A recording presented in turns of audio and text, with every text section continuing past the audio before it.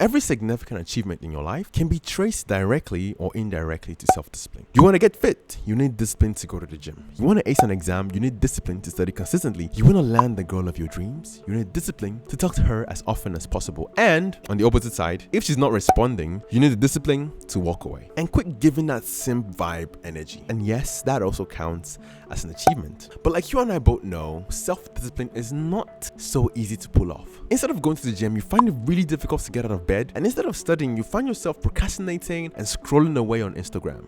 And instead of walking away, you find yourself simping along like a cat.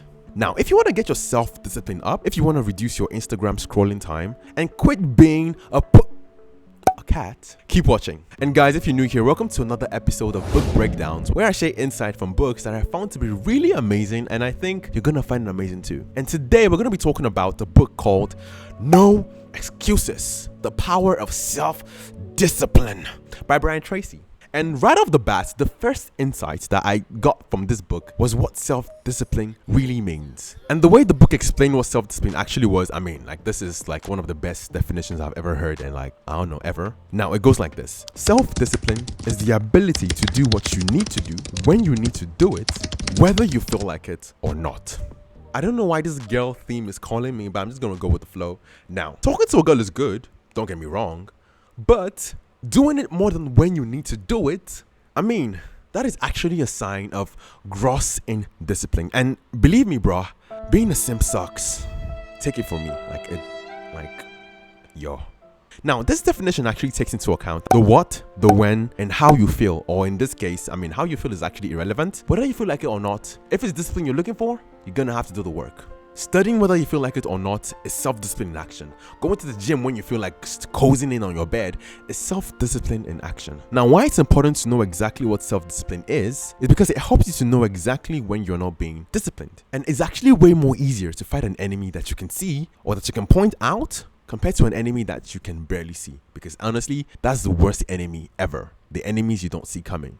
Those are like some Vietnam, American guerrilla warfare type stuff right there. The second insight I got from this book is the 7-step goal setting framework. Now, this framework literally clarified everything about goal setting and goal achievement for me. Now, it actually goes like this. Now, the first step in this framework is being clear on exactly what you want. You cannot hit a target that you cannot see. You cannot go to a destination that you do not know. Unless you're Abraham. And not all of us can actually flex that we can actually hear God. Bernard, tell them to like and subscribe. Okay. Guys, please like and subscribe.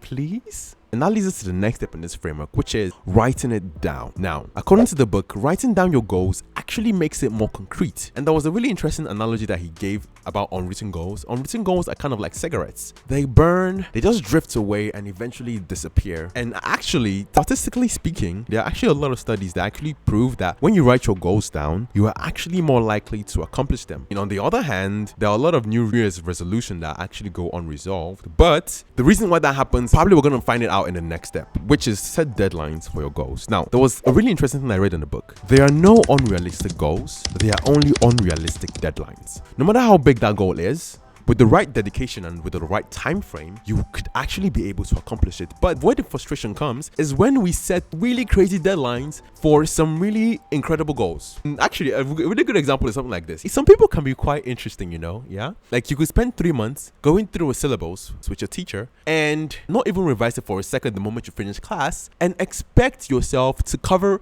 a syllabus that you did for 3 months a night before an exam. And the goal is to ace the exam. Oh my goodness. Wow, talk about unrealistic deadlines. Which leads us to the next step in this framework, which is make a list of everything you need to do to accomplish your set goal. Now, if your goal is to get to 80 kg in the gym, you need to write down every single step that you need to accomplish that task. Maybe first of all, you need to join a gym. Then you need to determine how your nutrition plan is going to be. Then you need to determine your workout plan. Then maybe you need to find out how the community structure works in the gym. The main step is to actually work out, because some people can actually go to the gym and actually register for a year plan, and it's June, and they've only worked out like once or twice. The next step in this framework is to then organize the steps into priorities. So the first priority is to actually work out. The next priority is actually your nutrition. And actually the list goes on and on. For the steps you've written down to achieve your goal, you need to actually prioritize or need to decide which steps are more important than others. Which leads us to the next step, which is to take action on your plan. Nothing works unless you do. Nothing moves unless you drive. Nothing thrives unless you fly. Okay, at this point, I think I'm saying like some really random words, but like, I think you get what I mean, yeah? You need to take action on your plan. And which leads us to the next step of this framework, which is you need to do something every day that leads you a step closer to actually attaining your goal. If it's going to the gym every day, go to the gym every day. Even if it's working out at home, if you cannot go to the gym, doing something, at least one thing every day that leads you towards your goal. And yeah, it's that framework literally clarified everything about goal setting and goal attainment for me, actually. And I hope it did the same thing for you. Which leads us to the next insight. Thoughts are causes and conditions are effects. Now, you are what you think you are. And there's a really popular verse in scripture that says, as a man thinketh in his heart, so is he. The situation that you currently find yourself in is actually most times a direct result on the kind of thoughts that you were thinking either 10 years ago, a year ago, or even 6 months ago. Your thoughts actually serve as seeds to what grows out of your life. And actually, this sounds like cliche at this point, but the quality of your thinking actually determines the quality of your life. And maybe with the right happy thoughts, you might be able to fly.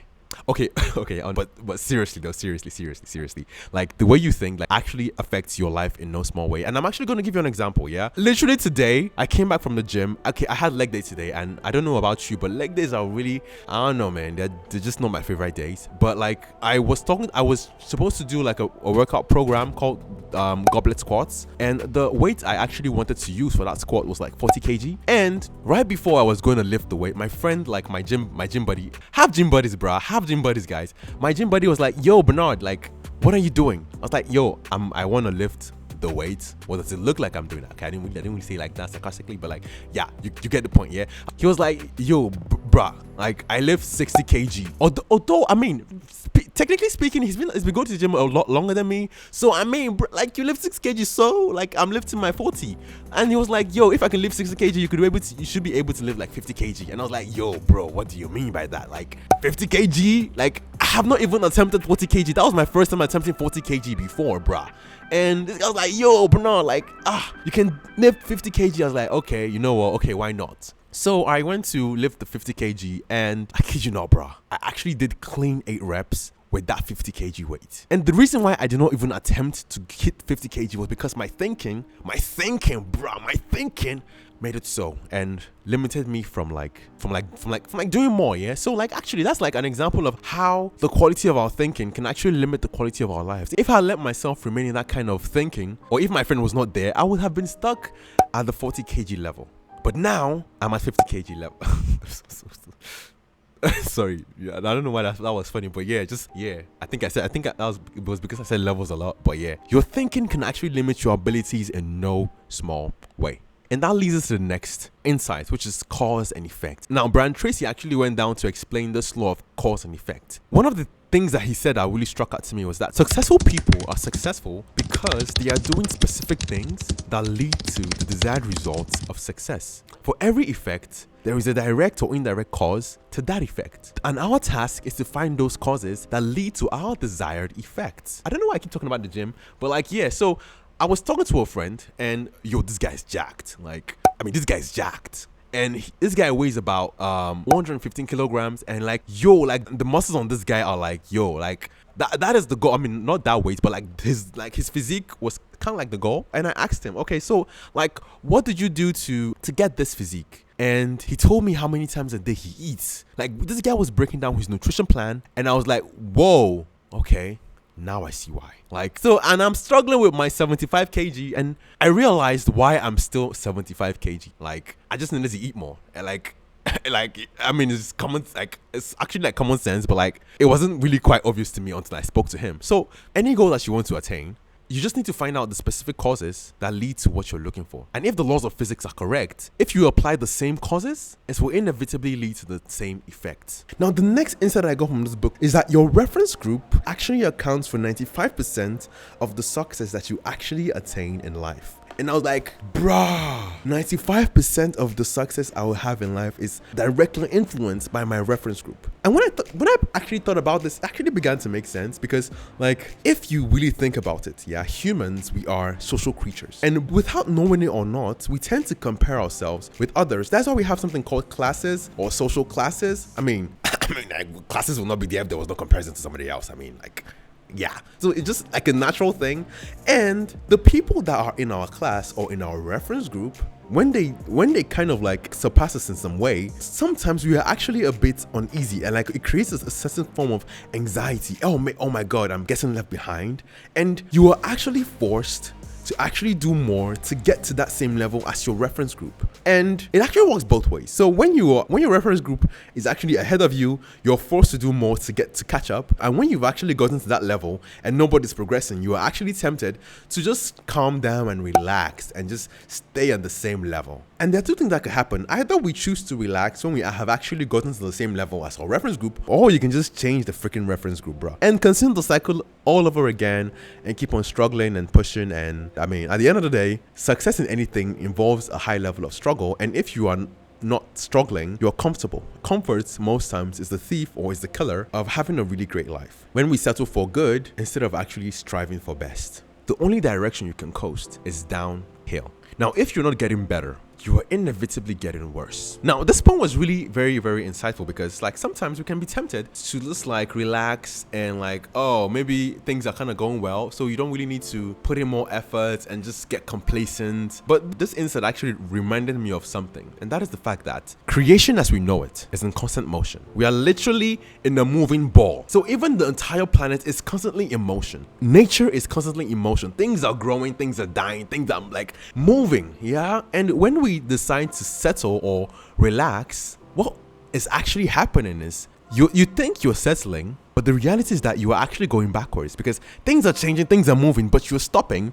And yeah, the planet is moving, and you're like, imagine this is you settling and the planet is rotating, and you're like, okay, on my mic, oh, and you're like just like moving and like, yeah, and eventually you're kind of like behind. And this is something to actually keep in mind when things tend to be going good. It's a really big temptation to actually be tempted to relax and like just coast and like just be like, oh, it's gonna be like this forever. But in reality, it's not. And if you're not getting better, you're actually getting worse. Another big insight is you cannot manage time, you can only manage yourself. Sometimes we tend to lie to ourselves that, oh, I'm good at time management, I'm good at productivity. I mean, the thing is that it's not possible to manage time. Like, time will inevitably go. 2 hours will inevitably go. Either you use it for something meaningful, or you use it for something utterly useless, like watching some random video on YouTube about sheep. I mean, like, sheep. And I don't know about you, but for most people, we don't really have a time stone lying around that we can just Doctor Strange things and like manage our time and reverse time and fast forward time and do what we like with time. Like, time is our B word. But okay, sorry about that. But like, the only thing that you actually do control is how you behave and how you actually orient yourself with the time you do have. That is actually the only thing you do control. And your effectiveness in time management is directly proportional to your ability to manage yourself. How you spend your time is a perfect reflector of your level of self-discipline. The next insight is no growth comes without focus. No life ever grows great until it is focused, directed, and disciplined. Now take for example steam. If you were to boil water and leave it open for a while, that steam will inevitably go into the atmosphere and turn into vapor. But that same steam, if it's contained and directed, that same steam that would have turned into vapor could actually power a 500-ton train. The personal insight that I got from this insight was that your time will inevitably evaporate and just turn into like nothingness, and you begin to wonder where the time went if it's not directed and focused into a particular place. Now that's why social media and distractions are so dangerous, because they actually divide our focus and split our attention, that our time loses the effectiveness that it would have had if we were more focused and directed. So guys, be like water, flowing like the river and penetrating the rocks. Okay, I don't really know what I'm saying, but I just feel like it's gonna sound like some sage thing to say. But like, yeah,